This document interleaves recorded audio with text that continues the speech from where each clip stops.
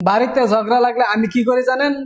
ধরেন ফ্যামিলি আছে, মা আছে, বউ আছে, ভাই আছে, বোন আছে, সবাই আছে, এক ফ্যামিলিতে ঝগড়াঝাটি লাগতেই পারে। তো যখন মা আর বউ ঝগড়া লাগবো, ঠিক আছে, ঝগড়াটা লাগার পরে হয়তো মাই ফোন দিব, ফোন দিয়া কতক্ষণে মানে ইচ্ছা মতো কইবো আমারে যে কি কি হয়েছে, কেমনে কি আছে, এগুলা কওয়ার থাকবো। তো আমি কি করি জানেন? মোবাইলটা না এভাবে রাইখা থয়ে দিই। আমি কই, আগে কথা কওয়া শেষ হোক, পরে আমি নিতাছি। আর একটু পর পর, হ্যাঁ হ্যাঁ শুনতাছি শুনতাছি, মানে আমি কিন্তু কিছু শুনতাছি না, আর খালি কইতাছি যে হ হ শুনতাছি শুনতাছি। 2-1 মিনিট পরে, আচ্ছা ঠিক আছে সবকিছু শুনছি, তো আমি ডিউটিতে আছি, তো এটা ব্যবস্থা পরে করতেছি, পরে কথা বলতেছি। শেষ। আমি কিন্তু আসলে কিছুই শুনছি না। সিস্টেম যেটা বুদ্ধি শিয়া দিয়ে কাজে লাগবে।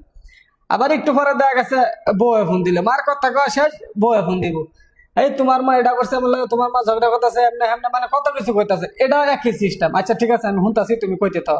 মোবাইলটা সাইডে রেখে দেয় যেভাবে। আর একটু পর পর, হ্যাঁ হ্যাঁ আমি শুনতাছি শুনতাছি, কইতে থাও। বউয়ের কথা এইভাবে পাশ কাটা জায়গা যায়, শুনতাছি শুনতাছি কইতে থাও। অস্ট্রেলিয়া আমি কিছু শুনেন তো, একটু পরে আচ্ছা ঠিক আছে আমি পরে গিয়ে এটা ব্যবস্থা করতেছি। পরে গিয়ে আমি রুমে গিয়া তারপরে এটা সিস্টেম করতেছি, কার কি দোষ কার কি এটা আমি পরে দেখতেছি। অস্ট্রেলিয়া ঝগড়া কিন্তু বাইত লাগে গেছে, আমি কিন্তু কিচ্ছু শুনছিও না, জানি না। দুজনে কইছে, মায়া কইছে, বউয়া কইছে, তা আমি কিন্তু কিছু শুনছি না। এখন সিস্টেম কি?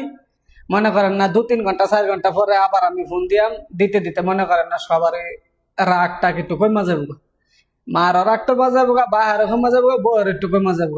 তখন গিয়া বালা বুড়া 2-1টা কথা কইলে, ইয়া মানে একটু বুঝাইলে যে ঝগড়াঝাটি তো এই সব জায়গায় এটা একটু ম্যানেজ করে চলতে হবে। মায়ের একটু বুঝাইলাম, বউয়ের একটু বুঝাইলাম, অর্থাৎ কি ঝগড়া শেষ। আর যদি আমি বউয়ে ফোন দেওয়ার লগে লগে যদি আমি সাফা করতাম, এই মার লগে কাজা করছত কে, হ্যান তেন, তোর কত বড় সাহস, তুই আমার মার লগে ঝগড়া করছত, মা যেটা কইটা শুনুন লাগবো।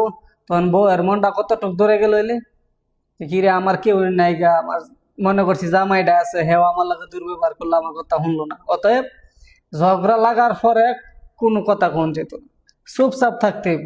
এটা কয়েক ঘন্টা যাওয়ার পরে যখন এটা অ্যাকশন একটু কমাইবো, তারপর বল রিল্যাক্সে কথা কো, নো টেনশন। ঝগড়া যাতে আগের এগুলা 2-1টা মিষ্টি মিষ্টি 2টা কথা কবেন, কি ঝগড়া হয়েছে না হয়েছে এগুলো সব বললেই যাবে।